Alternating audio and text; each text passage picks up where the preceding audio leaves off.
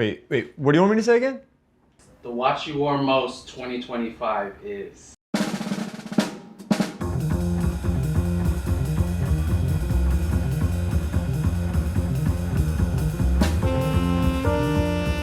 The watch I wore the most in 2025 is my Rolex Datejust reference 1601. It's my daily driver. I love this watch. It's always on my wrist. It's been a really special year for me. It's been my first year at HODINKEE, first year in the watch industry, and this watch has been along on my wrist every step of the way. And I'll always look back on this year fondly with this watch on my wrist. You better watch out. You better not cry, no. Oh, hey, guys, sorry. Watch I wear the most in 2025 is my Patek Philippe 5196. It's one of my favorite Pateks ever made. It's classic. I love the silhouette, and just the geometry is absolutely awesome, and that's why it really hasn't left my wrist in 2025. Wishing you and your families the happiest of holidays and a great new year. The watch I wore most in 2025 was one that wasn't even on my bingo card. It's this reference 3193.50 Yellow Gold Speedmaster. This was a watch that I didn't know existed. I've seen just about every Speedmaster under the sun, but this one came as a total surprise to me, and a delightful one at that. They made 150 of these in 1998 to celebrate 150 years of Omega. 75 of those were on a leather strap, and 75 of them came on this killer multi-link yellow gold bracelet. And my favorite bit is that it's got a solid gold bezel, which is a configuration you don't usually see on precious metal Speedmasters. I added a lot of fun pieces to my collection this year, but this one really hasn't left my wrist since it came in. The watch I wore the most of 2025 is the Aston Martin Vantage Reverso. This watch is made by JLC. It's really, really special with its Art Deco design. You have the really cool red 8, which stands out the most, and it is for the V8 engine, of course, for the Aston Martin. A really fun Easter egg, when you flip the case, it has the engraving of Vantage Reverso on it. This watch I just absolutely couldn't take off the minute I got it, and I love it. The watch I wore most this year, again for the third year in a row, is my GMT Master 2 Pepsi. It's basically the perfect watch for me, no notes. The watch I wore the most this year, or in 2025, was my Merci LMM01 La Nationale. It was actually a gift from Arthur and Emma at Merci, who we've worked with many times on LE projects. It is one that when I don't know what other watch to wear, I go for it. It kind of goes with everything that I wear, and it's just a no-brainer watch. So thank you to Arthur and Emma, and looking forward to wearing it a lot more in the years to come. What's up, everybody? I'm Gary Stransky, host of ESPN's Sports Center, Talking Watches alum as well. And the watch I wore most in 2025 is actually one of my most recent pickups. This, the Tag Heuer F1 Solograph. I got this through my friends at Lux Bond & Green in West Hartford. They were able to get me 2 of them because I wanted to present the best man in my wedding in 2026 with one, and that is how he found out he was the best man, because I engraved the case back. I left the case back on this one blank because I'm going to let him choose what goes on the back of this. So I think it's pretty cool. The small dimensions, 38mm, and obviously Tag Heuer being now the title sponsor in F1. I thought it was a cool throwback. So this watch certainly saw the most wrist time in 2025. And the watch I wore the most in 2025 is my Black Bay 54. It has served me incredibly well this year, from hanging with the kiddo to doing my thing here. I built many memories into this piece, and I look forward to the many adventures to come in the new year with this piece on my wrist. And just to make it proper, I had to switch the bezel to 8 o'clock until next year. And the watch I wore most in 2025 is this vintage Seiko chronograph from the early 1970s. I love this watch. It's got a beautiful dial, really cool funky bracelet, sort of reminds me of a Royal Oak. It's handsome, it's comfortable, and it's my daily wear.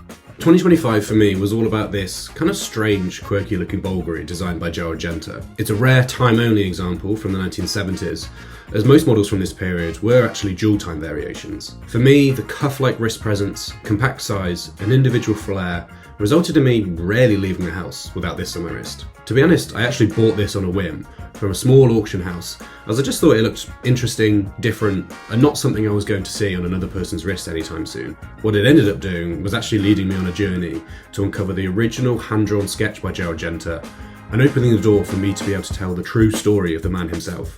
That story is live on HODINKEE, but for now, I'm going to spend the last few days of the year still enjoying this little Bulgari. The watch I wore most this year is this gorgeous Casio.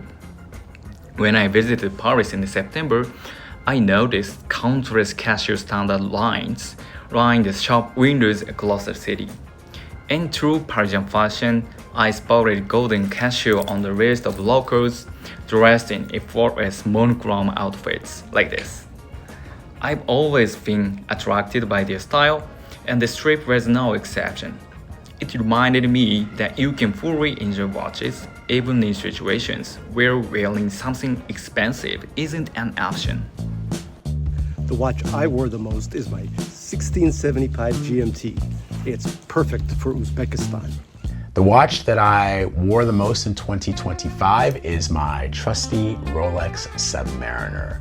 This is the first watch that I ever bought when I actually started to make some money. I bought it in 1995 when I was living in Europe, and I did something unusual, which I don't think a lot of people do. I had my last name engraved on the back because I really did buy into the notion that this was a timepiece and a tool that I would someday hand off to the next generation.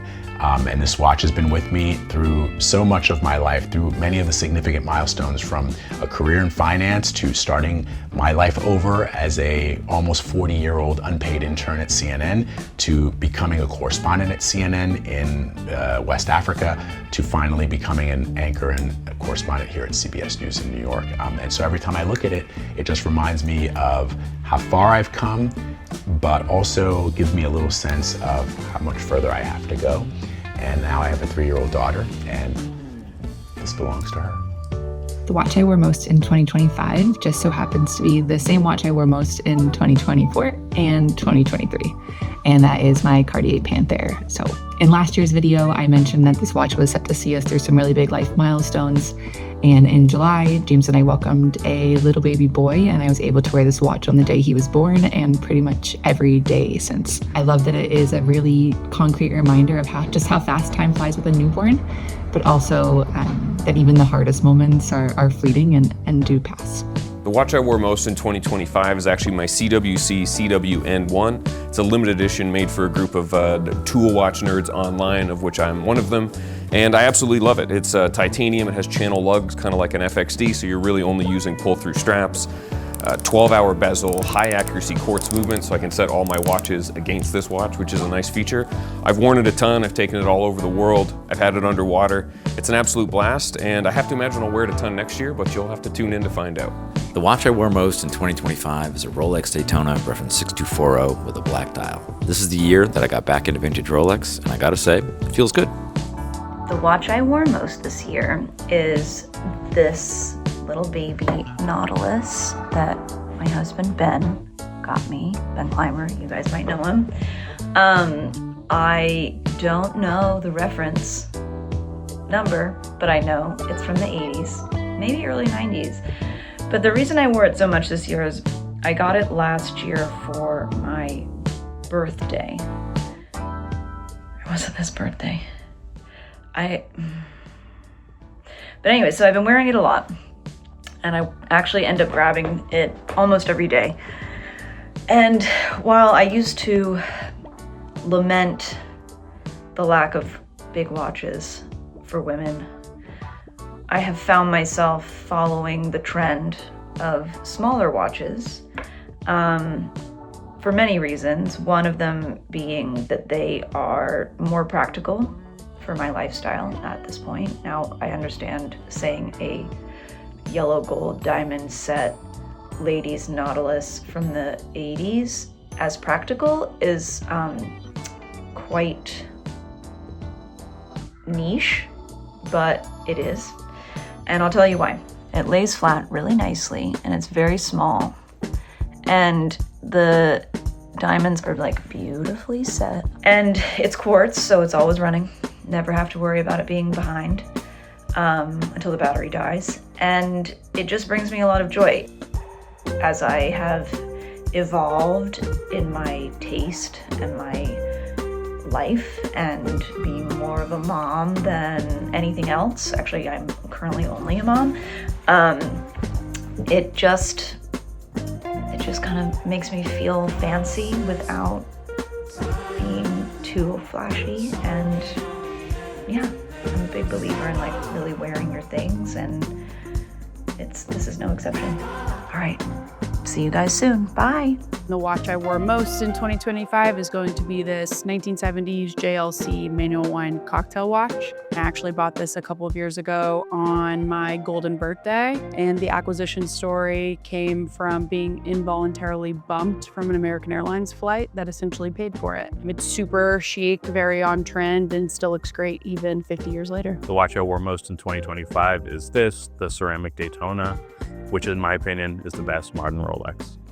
The watch I wore most this year is the Timex Q limited edition that we did a few years ago. This was early on in my HODINKEE career, and it was a fun project because we grabbed a group of HODINKEE employees, we went out to a bar, shot a really fun campaign, and it was just a really fun experience to be a part of. So it kind of holds a bit of a special memory for me. I wore most this year was the Hamilton khaki field mechanical. I like no date. I like that simple and easy to use it. So originally it was a canvas strap, but I swapped for a bamboo bracelet. So it's so rapid.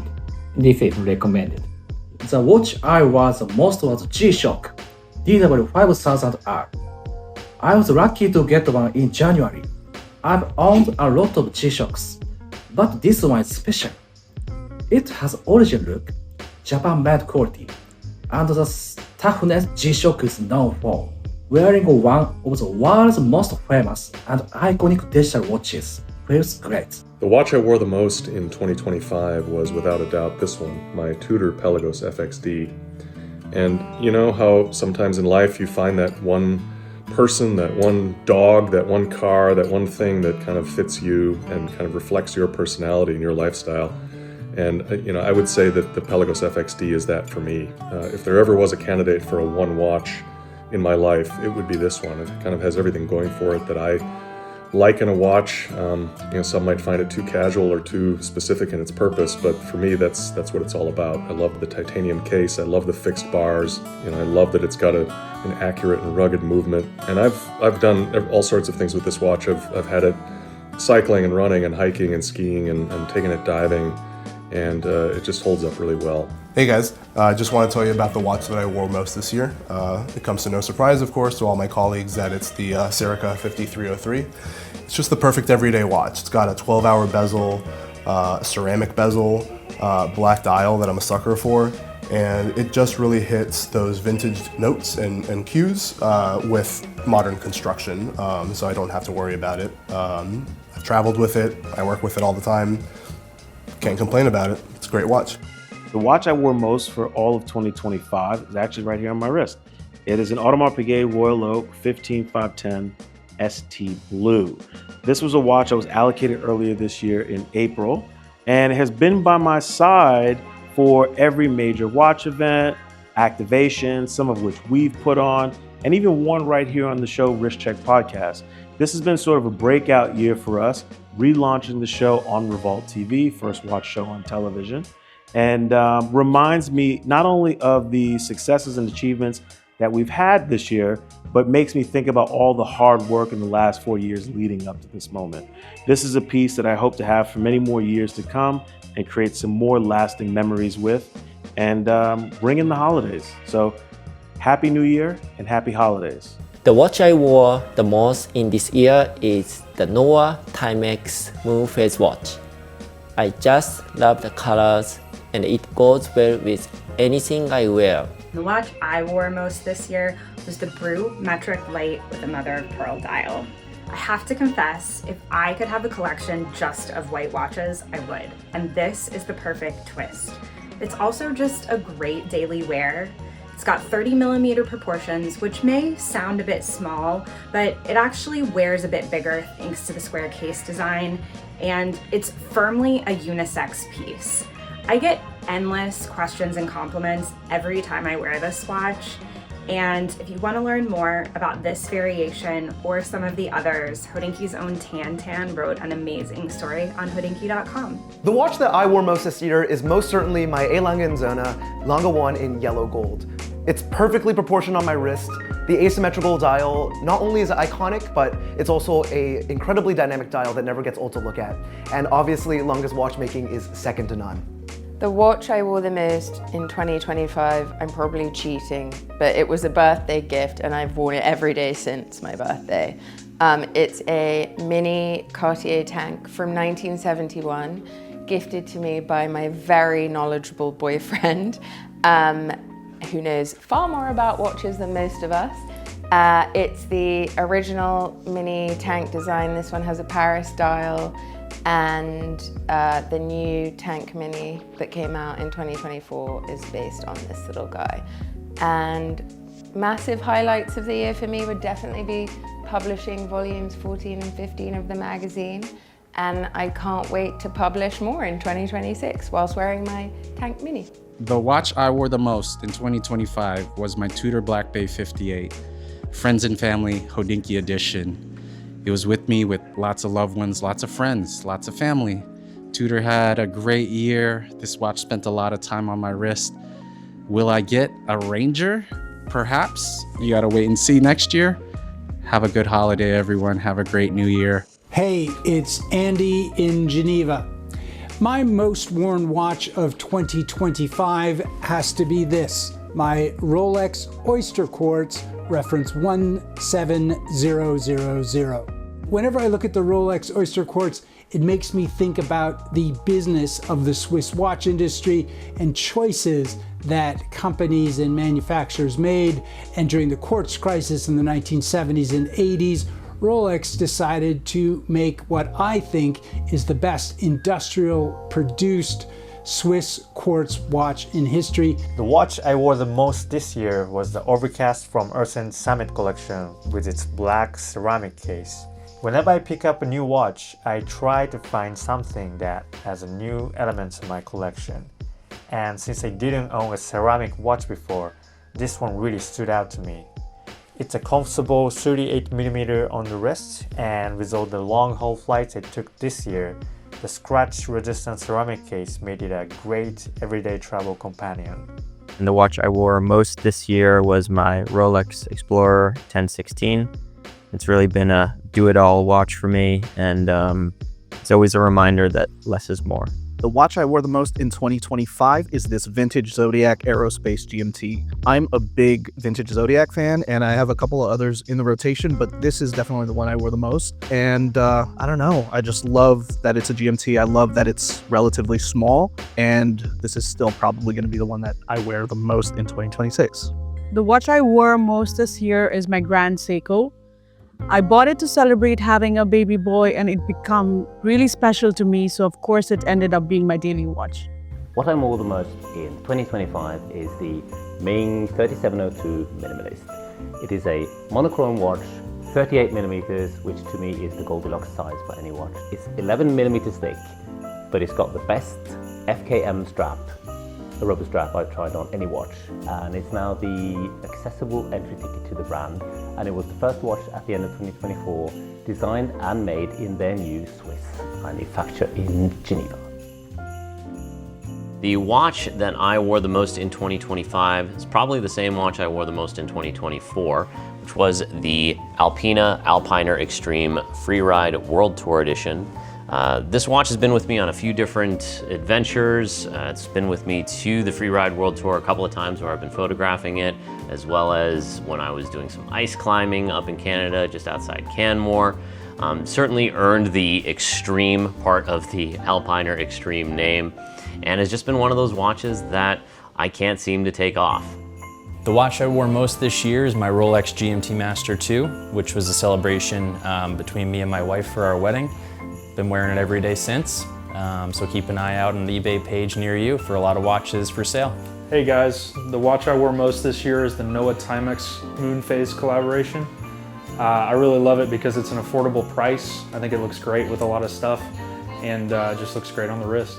The watch I wore the most in 2025 is the Submariner Starbucks. I think it's an excellent daily wear watch. I love the micro adjust and the green ceramic. I've used approximately 1 meter of water resistance of the 300 available, but I like knowing it's there. And yeah, I think it's a great watch. And for whatever reason, I'm ending the clip now in this Thanos pose, so I'm just gonna